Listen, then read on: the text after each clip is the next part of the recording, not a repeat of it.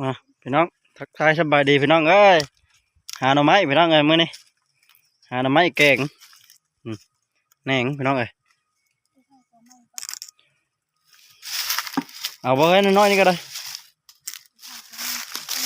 โอ้กำลังปีนพี่น้องเอ้ยคันเพิ่นบ่อยากได้ดิเพิ่นบ่ขึ้นเด็ดขาดเพิ่นว่าพี่น้องเอ้ยแดดพี่น้องเอ้ย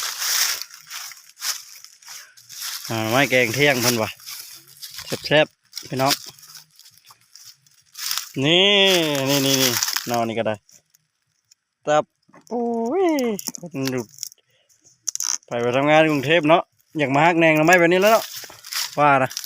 เดี๋ยวจะฮักเพื่อนแล้วค่ะ ใช่แล้วไปลองไงพอดีแซ่บโอ้ยเพิ่นเฮ็ดแล้วเพิ่นก็ได้น้อยใหญ่ใช่ปะเพิ่นอายกล้องไปลองไงคนหมันได้นี่ค่อยบ่ได้เห็นได้นี่เพิ่นเห็นก้อนครับแม่บ้านไปลองไง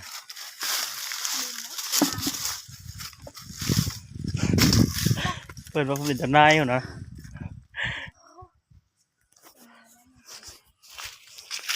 รอพี่ขอแกงนะวะฉายมึงดูนะได้ลายตัวเล็กพี่น้องเอ้ยแกงเที่ยงพี่น้องเอ้ยแซ่บๆมาจะแซ่บตรงกันมาก่อนนี่บาทนี่มีอยู่บ่นี่พี่น้องเห็นแล้วโอ้ยคักขนาดแต่ว่าบ่ใหญ่ว่ะพอดี2-3มันคำหนึ่ง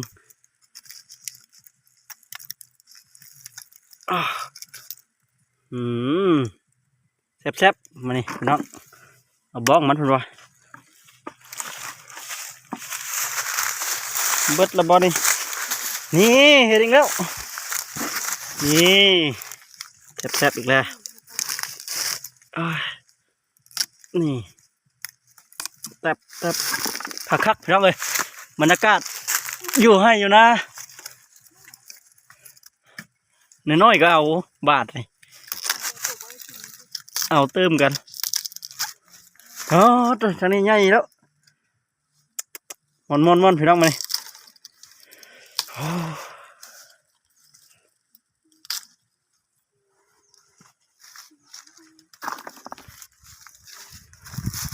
นี่เห็นนี่แล้วนี่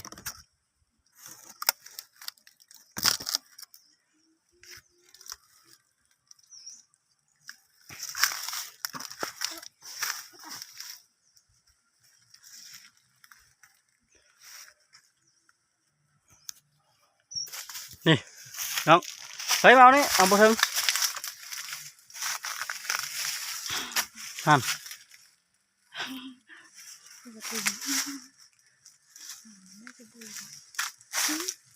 ใช่โอ้เพิ่นเห็นแล้วเฮ้ยฮักเพิ่นว่าเทิงบ่มีบ่อยู่เทิงชุ่งๆเพิ่นน่ะ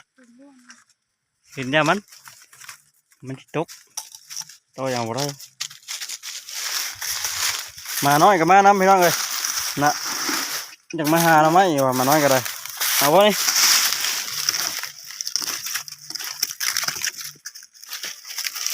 โอ้ยเฮียครับ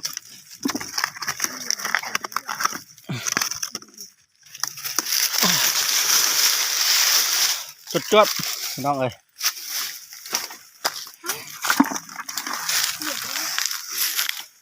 ขึ้นได้ปะเพิ่นจะขึ้นแล้วพี่น้องเอ้ยอย่านะวะเพิ่นขึ้นมาได้เยี่ยมเฮ้ยนอมันยังอย่างนี้เป็นบนนอนี่มึงดูหรือเขาหักเอาแล้ว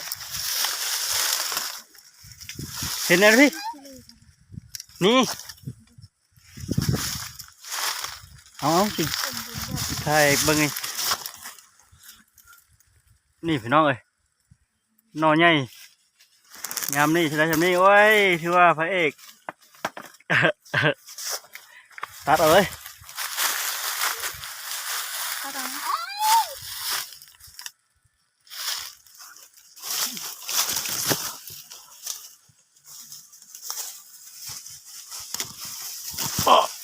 อ้า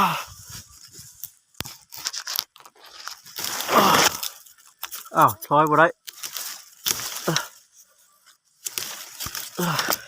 เอาบ่ได้พี่น้องเอ้ยบอกไว้เนาะเอาปลายมันละ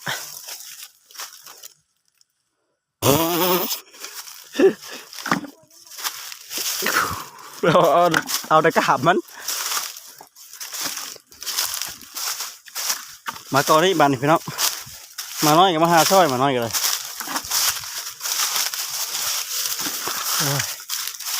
ก่อนนี่บังเด้อนี่มันต้องอยู่ทางนี้มันต้องอยู่ทางนี้ว่าแล้ววันนี้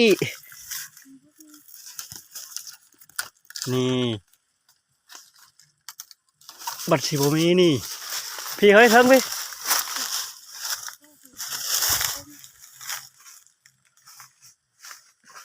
นี่พี่น้องเห็นปะน่ะหน่อไม้ละน่ะโอ้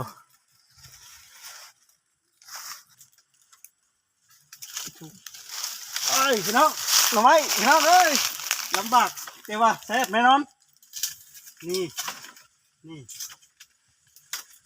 นี่เอาเปิดแล้วบ่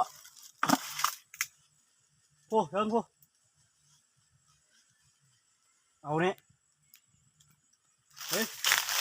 เถิงโอ้เอาได้นะตามเตียนได้มาชิมได้ดิก็นี่มันขึ้นเกิดสูงเนี่ยพี่น้องเอ้ยลำบากบอกคอนละเลยปั๊บมาชิด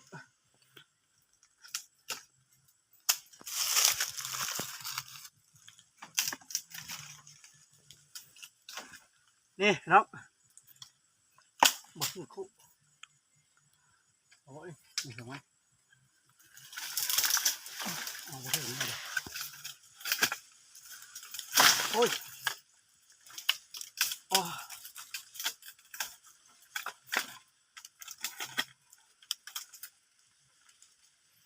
แซ่บๆพี่น้องลงกับมันบุกล้าขึ้นกับที่ได้ยังบุกล้าขึ้นครับยังบ่ได้หกเนาะมันเป็นทางอยู่ไปน้องน้ำไม่ต้องปลาบอนขนาดมันไหวปลาลายขนาดคิ้วดอกปลาก็ได้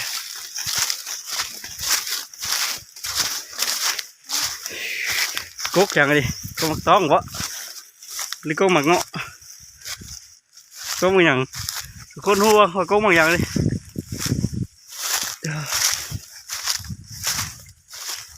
ก่อนนี้đấy vâng chuột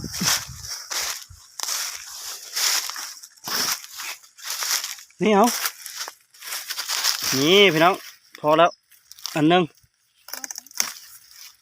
นี่พออีกแล้วนี่เอ้ยไม่ทางตา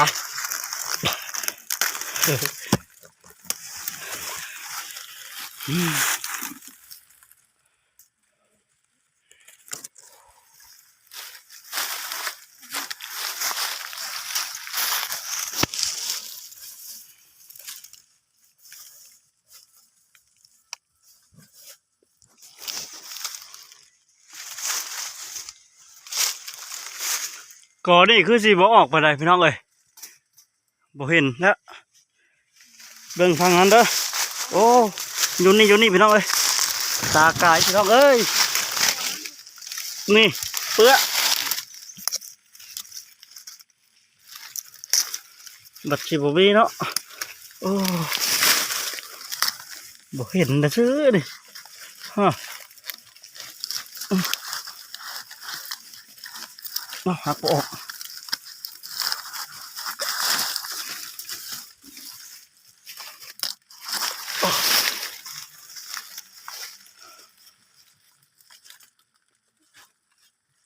เบิดแล้ว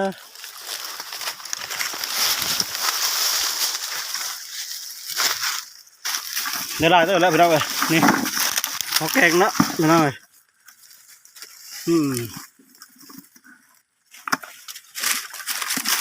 แซ่บๆไปเอาไป